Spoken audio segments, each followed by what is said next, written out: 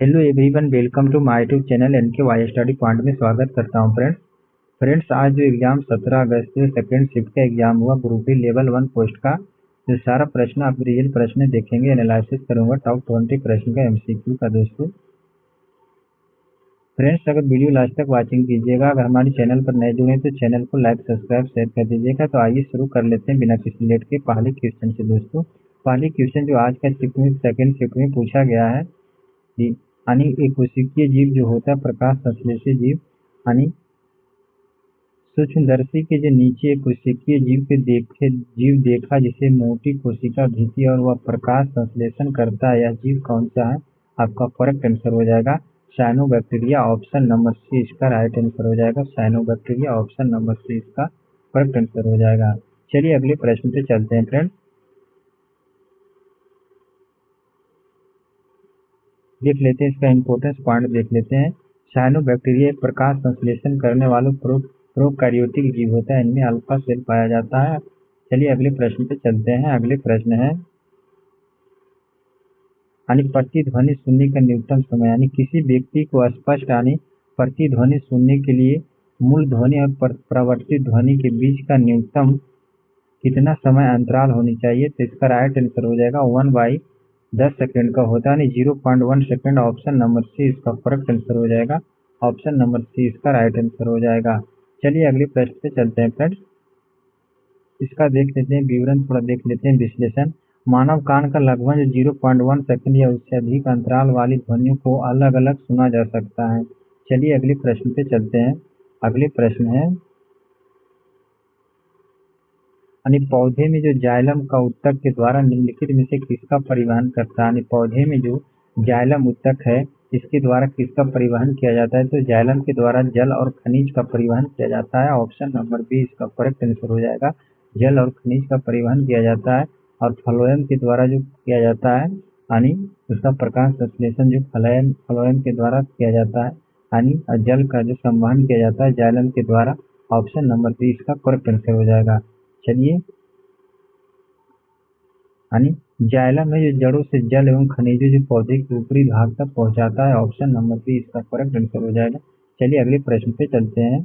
अगले प्रश्न है इंटरनेशनल बिग कैट अलायंस यानी IBCA मुख्य सम्मेलन का प्रमुख मंच कहाँ आयोजित किया गया था? तो आपका राइट आंसर हो जाएगा न्यू दिल्ली में किया गया था। ऑप्शन नंबर ए इसका करेक्ट आंसर हो जाएगा। New Delhi, option number A इसका राइट आंसर हो जाएगा। यानी IBCA का उद्देश्य बड़ी बिल्लियों के संरक्षण के लिए अंतर्राष्ट्रीय सहयोग को बढ़ावा देने के लिए किया गया था। ऑप्शन नंबर सी इसका करेक्ट आंसर हो जाएगा। ए इसका करेक्ट आंसर हो जाएगा, नई दिल्ली हो जाएगा इसका राइट आंसर। चलिए अगले प्रश्न पे चलते हैं फ्रेंड्स। अगले प्रश्न है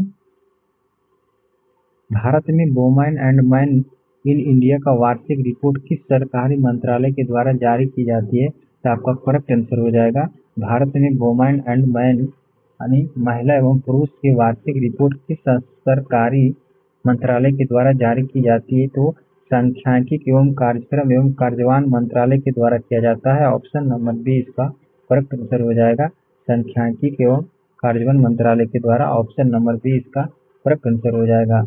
चलिए अगले प्रश्न पे चलते हैं दोस्तों। अगले प्रश्न है यानी ऑस्ट्रेलियाई तैराक जो कैमरन मैकेवाय जो 20.88 मीटर सेकेंड में 20.88 सेकेंड के समय के साथ रिकॉर्ड बनाया, स्विमिंग ट्रंप की लंबाई कितनी थी? तो इसका राइट आंसर हो जाएगा स्विमिंग ट्रंप की लंबाई जो 50 मीटर थी। ऑप्शन नंबर बी इसका करेक्ट आंसर हो जाएगा। यानी ऑस्ट्रेलियाई तैराक जो कैमरन मैकेवाय ने जो 20.88 सेकेंड में समय के साथ रिकॉर्ड बनाया जिसका स्विमिंग पूल की लंबाई की। चलिए अगले प्रश्न पे चलते हैं दोस्तों। इसका है 20 मीटर जो फ्री स्टाइल स्पर्धा के 50 मीटर लंबा पूल ट्रैक का प्रयोग होता है। चलिए अगले प्रश्न पे चलते हैं। अगले प्रश्न है यानी महिलाओं के आरक्षण से संबंधित संशोधन, यानी लोकसभा राज्यसभा के विधानसभाओं के में महिला का आरक्षण देने वाले 131वें संविधान संशोधक को विधेयक को लागू करने के लिए कौन सा संविधान संशोधन अधिनियम बनाया गया है? आपका राइट आंसर हो जाएगा 106वां संविधान संशोधन, ऑप्शन नंबर सी इसका करेक्ट आंसर हो जाएगा।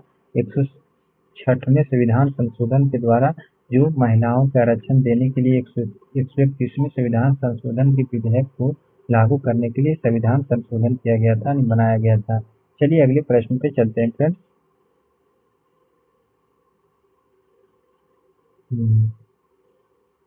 इसका जो इम्पोर्टेंट पॉइंट है देख लेते हैं। यानी 106वें संविधान संशोधन अधिनियम ने महिलाओं के लिए लोकसभा, राज्य विधानसभाओं और दिल्ली के विधानसभा में लगभग 1/3 सीटों का आरक्षण से संबंधित किया गया था। चलिए अगले प्रश्न पे चलते हैं फ्रेंड्स। अगले प्रश्न है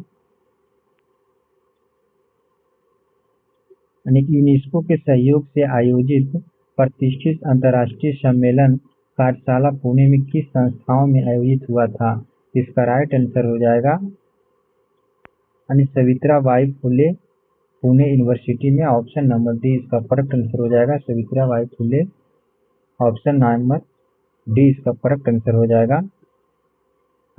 एसपीपीयू पुणे का प्रमुख जो सार्वजनिक विश्वविद्यालय में अंतर्राष्ट्रीय शैक्षणिक एवं यूनेस्को के सम्मिलित कार्यक्रम का मेजबानी करेगा, ऑप्शन नंबर डी इसका करेक्ट आंसर हो जाएगा। चलिए अगले प्रश्न पे चलते हैं फ्रेंड्स। अगले प्रश्न है एआई इम्पैक्ट समिट 2026 में अपनाए गए एआई इम्पैक्ट समिट 2026 में अपनाए गए न्यू दिल्ली का डिक्लेरेशन एंड एआई इम्पैक्ट के समर्थन से करने वाला बांग्लादेश और कोस्टा रिका के साथ कौन सा तीसरा देश शामिल हुआ है? आपका राइट आंसर हो जाएगा तीसरा देश जो शामिल होने वाला है ग्वाटेमाला हो जाएगा, ऑप्शन नंबर ए इसका करेक्ट आंसर हो जाएगा ग्वाटेमाला। चलिए अगले प्रश्न पे चलते हैं दोस्तों। अगले प्रश्न है निम्नलिखित में से कौन सा क्षेत्र प्राथमिक कार्बन उत्सर्जक एवं औद्योगिक में सीधे शामिल नहीं होता है? तो इसका करेक्ट आंसर हो जाएगा बैंकिंग। बैंकिंग उद्योग है जो इसमें शामिल नहीं होता है, बाकी बस शामिल है सीमेंट उद्योग है, स्टील उद्योग है, सभी शामिल किया गया। सीमेंट उद्योग, स्टील उद्योग, परिवहन उद्योग सभी को शामिल किया गया, लेकिन बैंकिंग उद्योग को जो कार्बन उत्सर्जक या औद्योगिक क्षेत्र में सीधे शामिल नहीं होता है। चलिए इसका डिटेल देख लेते हैं। बैंकिंग क्षेत्र प्रत्यक्ष औद्योगिक कार्बन उत्सर्जन के श्रेणी में सीमेंट, स्टील और परिवहन की तरह नहीं आता है। चलिए अगले प्रश्न पे चलते हैं फ्रेंड्स। अगले प्रश्न है दिसंबर 2025 में आरबीआई जो मॉनेटरी पॉलिसी कमेटी की बैठक के बाद रेपो रेट कितना था? तो आपका करेक्ट आंसर हो जाएगा ऑप्शन नंबर सी इसका राइट आंसर हो जाएगा। रेपो पॉइंट जो था 5.25% था, ऑप्शन नंबर सी इसका करेक्ट आंसर हो जाएगा। चलिए अगले प्रश्न पे चलते हैं फ्रेंड्स। इसका विवरण थोड़ा देख लेते हैं, विश्लेषण। दिसंबर 2025 में आरबीआई रेपो रेट को 25वें बेसिस पॉइंट की कटौती की गई थी, जिसमें बाद में इसका जो किया गया 5.25% का हुआ था। चलिए अगले प्रश्न पे चलते हैं फ्रेंड्स। अगले प्रश्न है सितंबर 2025 में डीआरडीओ के द्वारा अग्नि प्राइम मिसाइल का सफल प्रक्षेपण की घोषणा किस प्रणाली से किया गया है? तो आपका करेक्ट आंसर हो जाएगा ऑप्शन नंबर इसका बी करेक्ट आंसर हो जाएगा rail based mobile launcher system के द्वारा किया गया था, ऑप्शन नंबर बी इसका करेक्ट आंसर हो जाएगा। Rail based mobile launcher system के द्वारा, ऑप्शन नंबर बी इसका राइट आंसर हो जाएगा। सितंबर 2025 में डीआरडीओ के द्वारा अग्नि प्राइम मिसाइल का सफल प्रक्षेपण जो किस प्रणाली के द्वारा rail based mobile launcher system के द्वारा किया गया था, ऑप्शन नंबर बी इसका करेक्ट आंसर हो जाएगा। चलिए इसका विश्लेषण थोड़ा देख लेते हैं, इसका एनालिसिस क्या बोल रहा है। 24 सितंबर 2025 को डीआरडीओ के द्वारा स्ट्राइक फोर्स कमांड के अग्नि प्राइम परीक्षण का रेल आधारित मोबाइल लॉन्चर से किया गया था। चलिए अगले प्रश्न पे चलते हैं फ्रेंड्स। अगले प्रश्न है वालिदमीर मेस्ताबिलिशविली जो 2026 में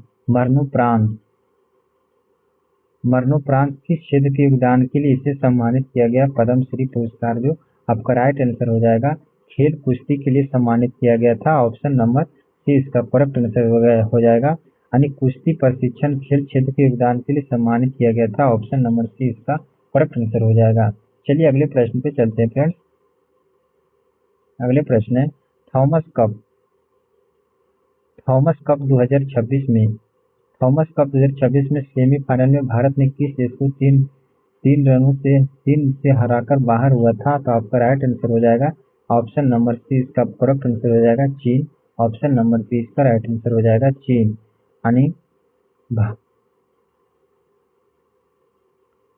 भारत सेमीफाइनल के मुकाबले में चीन के हाथों से 3 रनों से हारकर सामना करना पड़ा था। ऑप्शन नंबर बी इसका करेक्ट आंसर हो जाएगा। चलिए अगले प्रश्न पे चलते हैं फ्रेंड्स। अगले प्रश्न है,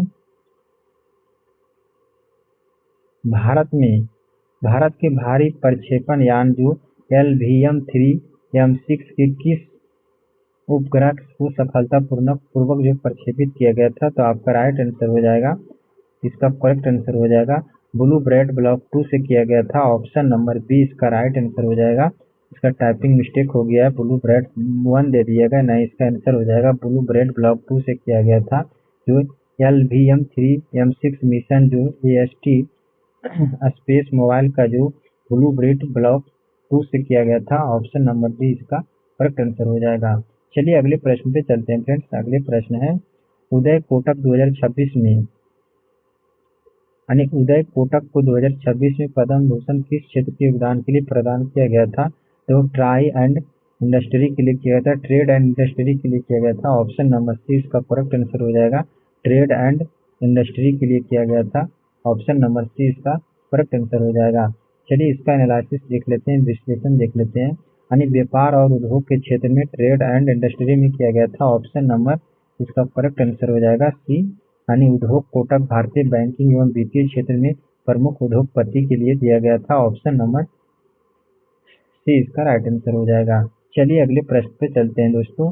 अगले प्रश्न है, नेटवर्क रेडीनेस इंडेक्स में NRI 2025 में भारत का स्थान क्या था? तो आपका करेक्ट आंसर हो जाएगा ऑप्शन नंबर सी, जो भारत का स्थान 45वां था। ऑप्शन नंबर बी इसका राइट आंसर हो जाएगा। NRI 2025 में भारत के पहले 45वें स्थान पर रहा, 2024 की तुलना में 4 स्थान ऊपर आ गया। नेटवर्क रेडीनेस इंडेक्स 2025 में NRI की भारत की रैंकिंग का 45वां रैंकिंग था, जो ऑप्शन नंबर बी इसका करेक्ट आंसर हो जाएगा। चलिए अगले प्रश्न पे चलते हैं फ्रेंड्स।